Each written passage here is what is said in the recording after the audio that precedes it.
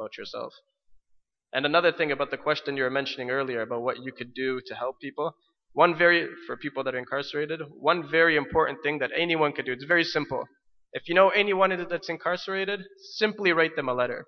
Me, when I was in prison and I would get a letter, I'd open my mailbox and I felt like I won the lotto. I was so happy just to have contact with someone else that was outside. And it shows people that someone out there is thinking about you. You have support when you get out. There's people that still, they're concerned about you. So I think it's very important that it's very simple. A few words here or there. Assalamu alaikum, brother, how you doing? Hope you're maintaining. Keep your head up. Something simple as that, just a paragraph or two. What does it cost? 60 cents for a stamp? It's something very simple, but at the other side, the person who receives it will show so much appreciation and affection.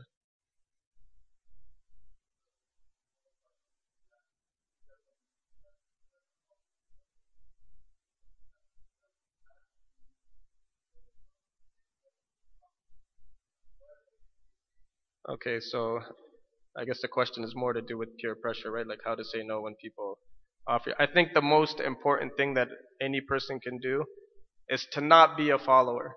Be a leader. Go up to that group and let them know that, bro, what are you doing? Like you're hurting yourself right now. You look like an idiot right now.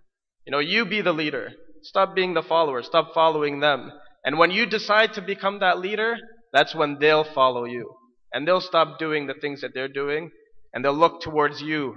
You know what I mean? And be like, oh, look how positive this guy is. And it's a tough thing to do because you feel pressured. You want to take part in that, that group or whatever they're doing. But if you decide and you take the step to be the leader and you confront them, because at the end of the day, they could still be your friends. Your job is to encourage them. Like, come on, guys. Like, what are we doing here? We're only harming ourselves more. But if you approach somebody in a way face to face, the people respect that. I remember a long time ago, and I'm not talking about within the group, but older members of the community. They'd always snarl at you. They'd be like, look at this guy, man. This guy's no good. This guy's a drug dealer. This guy's this and that.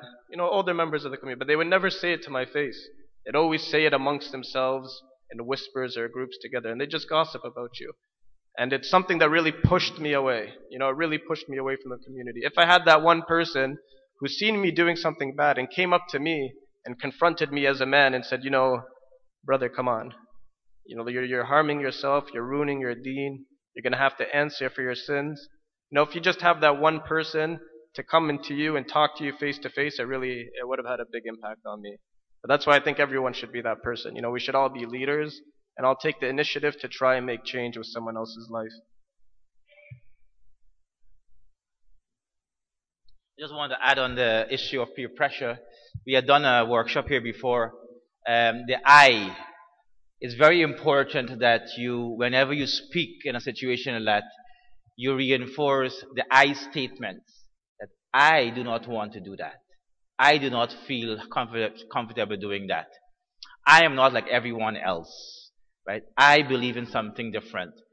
It's not about judging the other person, because then you end up in an argument. They will give you reasons why. Or they feel that you're threatening them. So it's important that you restate your position. I don't feel comfortable. I feel afraid. I feel this is against my values. I feel that I'm not like everybody else. I'm unique. So it's very important that and even in conflicts or everyday other issues that you have to deal with, you always restate yourself first. This is what I am about. And also on the issue of finding faith in there's so many stories of people finding faith. Yusuf alayhi salam was one of the best